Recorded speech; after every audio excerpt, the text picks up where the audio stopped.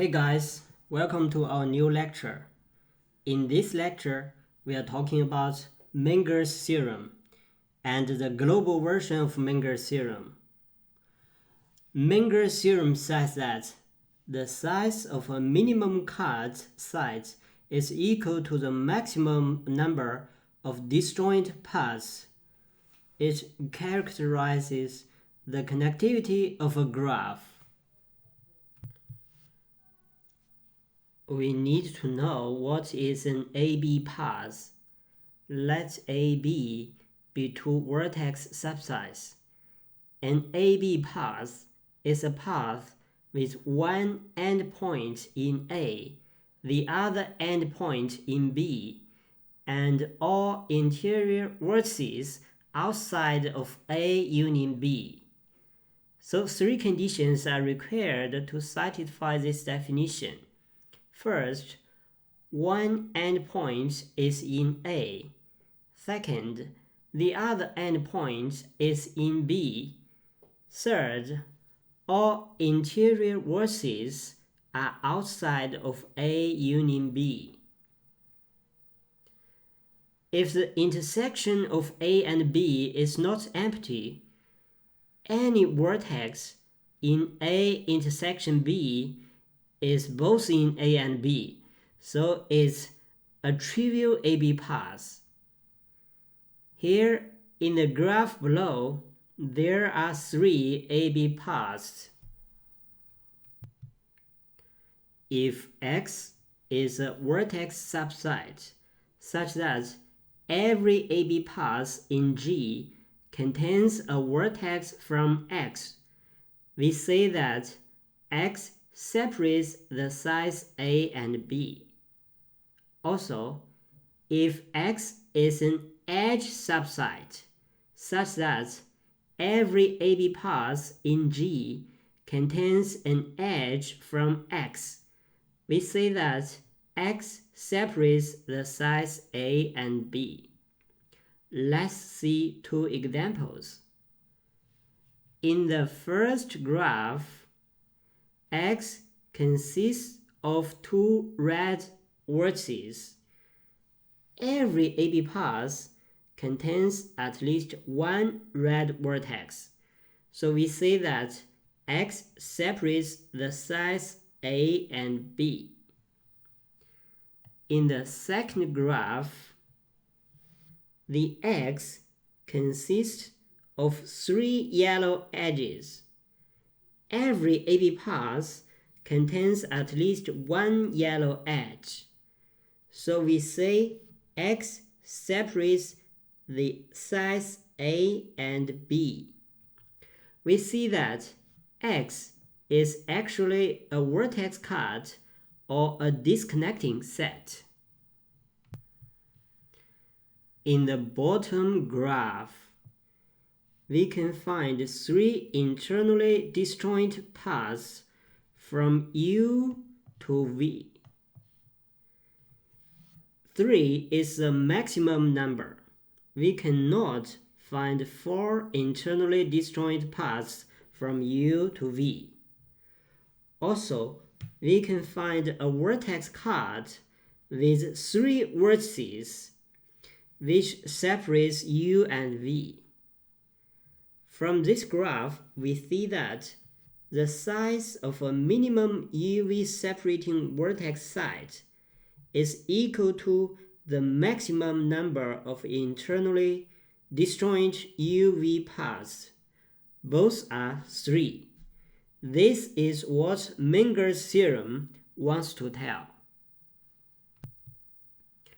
Now we come to Menger's theorem.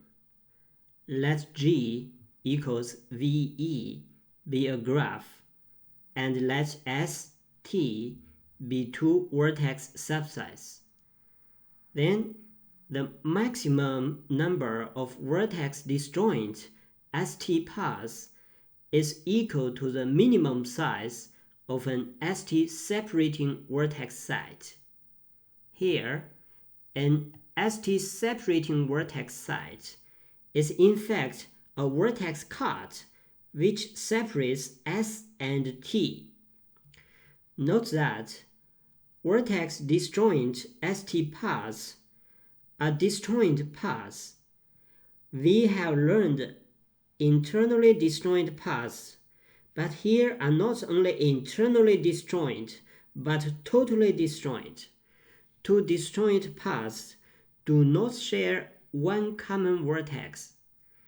They can have neither common internal vertices nor common ends. The following is a very long proof. Please pay more attention. First, we see that the maximum number of disjoint paths does not exceed the minimum size of a separating set. This is because for any collection of disjoint paths, any separating set must contain a vertex from each path. A vertex from each path. For example, if there are 3 disjoint paths, then the separating set cannot be 2, right? To separate the two sides, we must delete at least one vertex from each path. So the first parameter is less than or equal to the second parameter. Thus, we only need to prove there is an ST separating set and a collection of disjoint ST paths with the same size. Now let's summarize it. We have known the first parameter is less than or equal to the second parameter. But we need to prove the two parameters are equal. To prove the maximum number of vertex disjoint ST paths equals the minimum size of an ST separating vertex set, we need an ST separating set and a collection of disjoint ST paths with the same size. To prove the tallest girl in our class is as tall as the shortest boy in our class, we have known that the height of every girl does not exceed the height of every boy. So we only need to find a boy and a girl with the same height. This is an example with the same reason. We use induction on the number of the edges. If the number of the edges is 0, that is, E equals the empty side, this case is trivial. So the basis step is done. It's trivial. We distinguish two cases. First, consider the case where S and T are disjoint. Let K be the minimum size of an ST separating vertex set. Now we need to find K disjoint ST paths. To use the induction hypothesis, we choose E. We choose an edge E equals UV belonging to the edge site E. Construct a new graph G prime equals V E minus E. This new graph has the same set of vertices, but the edge site has one edge E deleted. Because our induction is on the number of edges, we can now use the induction hypothesis to G prime. If each ST separating vertex site in G prime has sets at least K. That's wonderful. Then by induction hypothesis, there exist K vertex disjoint ST paths in G prime. hence in G. So, if each ST separating vertex set in G prime has size at least k, our proof is done. So we consider the remaining case. Assume that G prime has an ST separating vertex set C of size at most k minus 1. Because G prime is obtained from G by deleting the edge UV. So C cup U and C cup V are ST separating vertex sets of G. Since the minimum size of an ST separating vertex set is K, then the size of C cup U is at least K. The size of C is at most k minus 1. This implies that the size of C is exactly k minus 1 and the size of C cup U and C cup V is k. Since C is a separating set for G prime, in the graph G prime minus C, any vertex of S cannot be connected to any vertex of T. That is to say, no component of G prime minus C has elements from both S and T. No component of G prime minus C has elements from both S and T.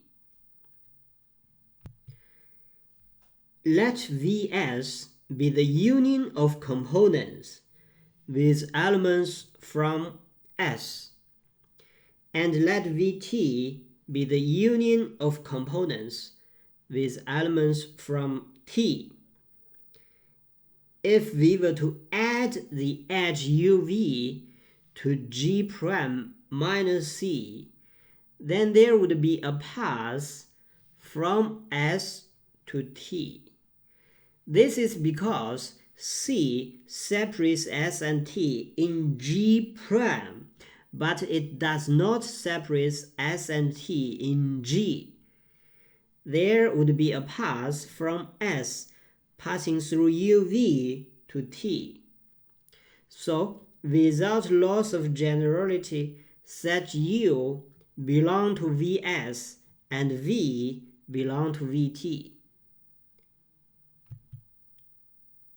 How can we find k disjoint paths from S to T? Our strategy is to find k disjoint paths from S to C cup U and find k disjoint paths from C cup V to T. Then we pairwisely join these paths. It's like how to travel from Potsdam to Amsterdam by train.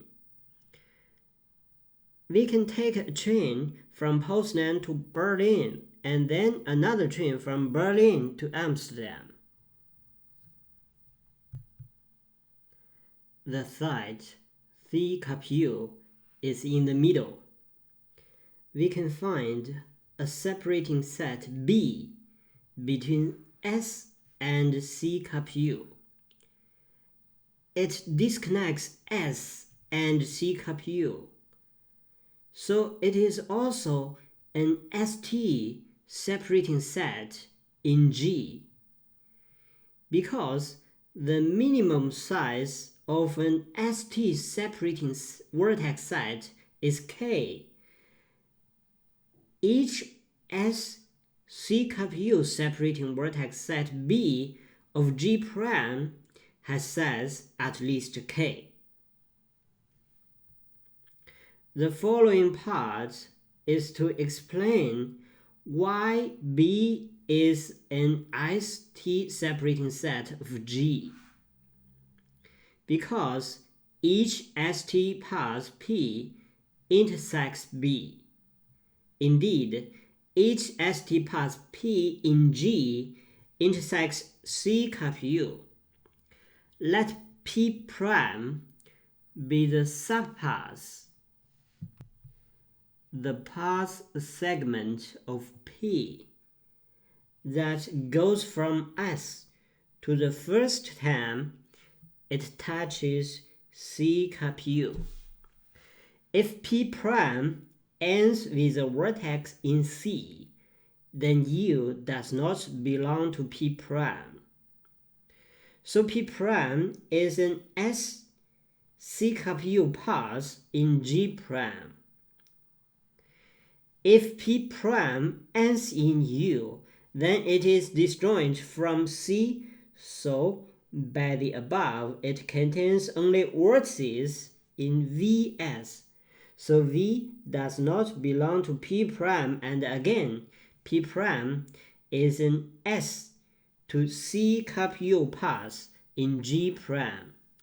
In both cases, we showed that P prime is an S to C cap U path in G prime. So P intersects B. What the whole page wants to tell us is the first sentence. Each S C cap U separating vertex set B of G prime has size at least K. So by the induction hypothesis, G prime contains K disjoint S C cap U paths. Similarly, G prime contains K disjoint C cap U to T paths from C cap U to T. Any path in the first collection intersects any path in the second collection only in C, since otherwise G prime contains an ST path avoiding C.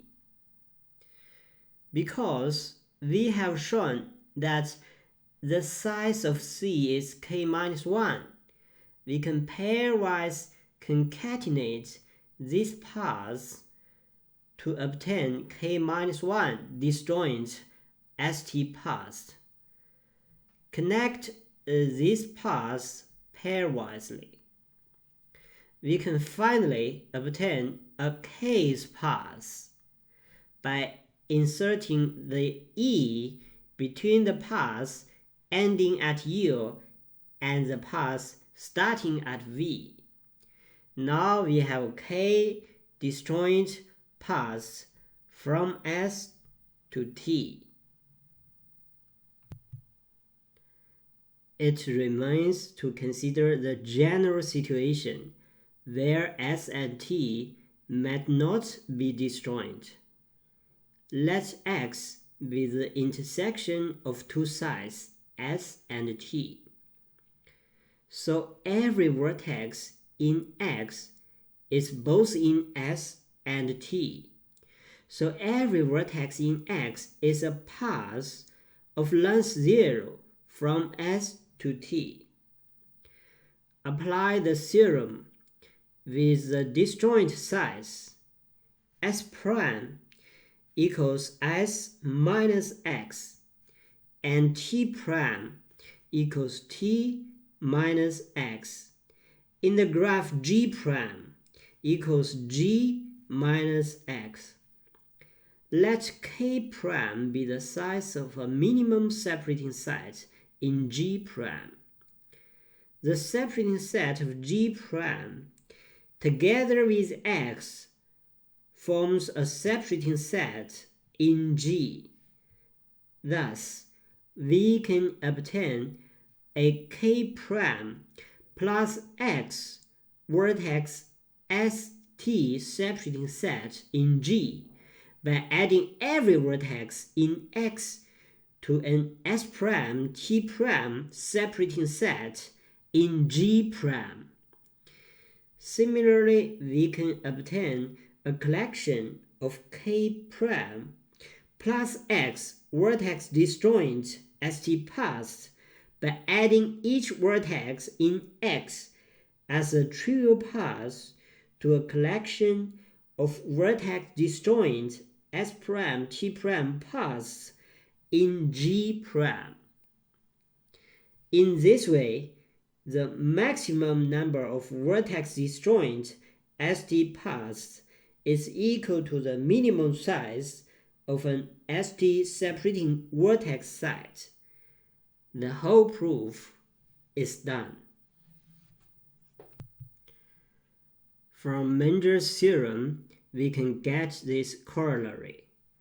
For S, a vertex subset of V, and V a vertex outside S, the minimum number of vertices distinct from V, separating V from S in G, is equal to the maximum number of paths forming a VS fan in G. That is, the maximum number of VS paths which are disjoint except at V. The difference between this result and Menger's theorem is that in Menger's theorem, both S and T are vertex subsets, but here, in this corollary, T is replaced by a single vertex V. The set of paths from V to S looks like a fan. The maximum number of such paths equals the size of minimum edge cards separating S and V. Apply Menger's theorem with a small trick, which is to let T equal the size of neighbors of V. So the trick is T equals NV. Here is a formal proof. Apply Menger's theorem with T equals NV, which is the neighborhood of V. Note that none of the resulting paths from S to T goes through V. If there is such a path from S to T going through V, then it would contain two vertices of T, which contradicts the definition of an ST path. So we have a suitable number of vertex disjoint ST paths not including V, and we can append V to each path to give a VS fan. Now we come to line graph. The line graph of G, written as LG, is the graph whose vertices are the edges of G.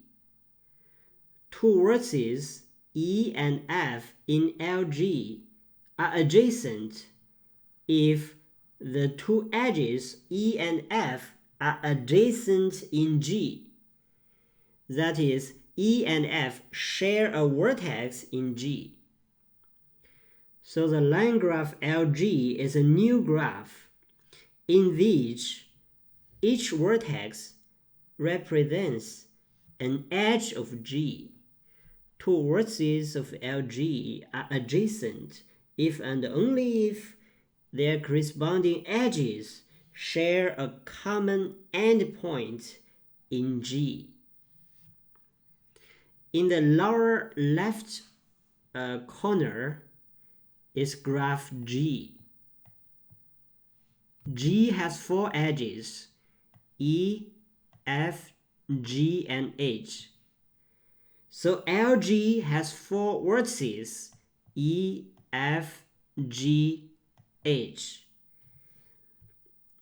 We see that in G, E and F share a vertex. So in LG, E and F are adjacent. E and G share a vertex in G, so E and G are adjacent in LG. F and G share a vertex in G, so in LG, F and G are adjacent. Also, since in G, each pair of F, G, H share a common vertex, so in LG, F, G, H are adjacent to each other. Now we have this corollary of Menger's theorem. Let U and V be two distinct vertices of G. The first conclusion is, if UV is not an edge, then the minimum number of vertices different from UV separating U from V in G is equal to the maximum number of internally vertex disjoint UV paths in G. Menger's theorem considers two vertex subsets, capital S and capital T. But here, in this corollary, it considers two vertices, not two vertex sets. How to solve this problem? Use a small trick. Let the set of all neighbors of U be denoted by S, and let the set of all neighbors of V be denoted by T. We need to prove the minimum number of vertices separating S and T is equal to the maximum number of vertex disjoint ST paths. This is Menger's theorem. So the proof is done. The only technical here is letting S equals NU and T equals NV. The second conclusion is, the minimum number of edges separating U from V in G is equal to the maximum number of edge disjoint UV paths in G. Here, vertices are replaced by edges, and the vertex disjoint is replaced by edge disjoint. Remember, we just learned the definition of line graph. Apply Menger's theorem to the line graph of G. Let S be the set of edges adjacent to U and T be the set of edges adjacent to V. In the line graph LG, the minimum number of vertices separating S and T is equal to the maximum number of vertex disjoint ST paths, because every vertex in LG denotes an edge in G. The minimum number of edges separating U from V in G is equal to the maximum number of edge disjoint UV paths in G. The proof is done. Now we come to the last part of this lecture, global version of Menger's theorem. There are two conclusions. One is vertex version, the other one is edge version. A graph is K-connected if and only if it contains K internally vertex disjoint paths between any two vertices. A graph is K-edge connected if and only if it contains K-edge disjoint paths between any two vertices. We need only to prove the first conclusion, because the second conclusion follows straight from the above corollary by using the line graph technique.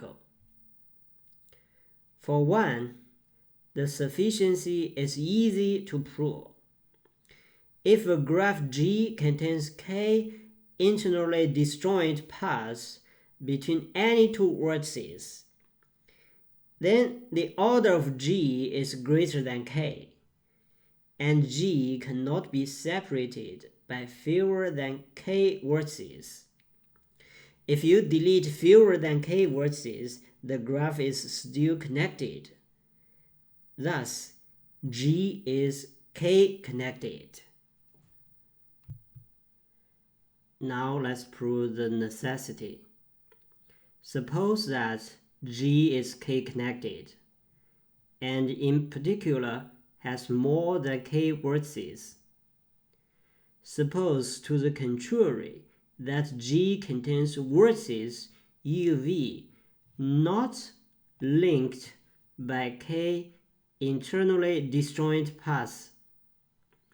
We will find a contradiction. By the above corollary, U and V are adjacent. If U and V are not adjacent, the proof is done by the corollary. Now let G prime equals G minus UV. G prime is obtained from G by deleting the edge UV. Because G contains at most k minus 1 internally disjoint UV paths, so G prime contains at most k minus 2 internally disjoint UV paths. By the above corollary, we can separate U and V in G prime by a set X of at most k minus 2 vertices. As G has more than k vertices, there is at least one further vertex, W, which is not U and V and does not belong to X in G. Now, X separates W in G prime from either U or V. Say from U without loss of generality. Because X is a separating set in G prime, then X union V is a separating set in G. X union V has at most k minus 1 vertices separates W and U in G, contradicting the k-connectedness of G. The proof is done. Thanks for watching this video. See you next time.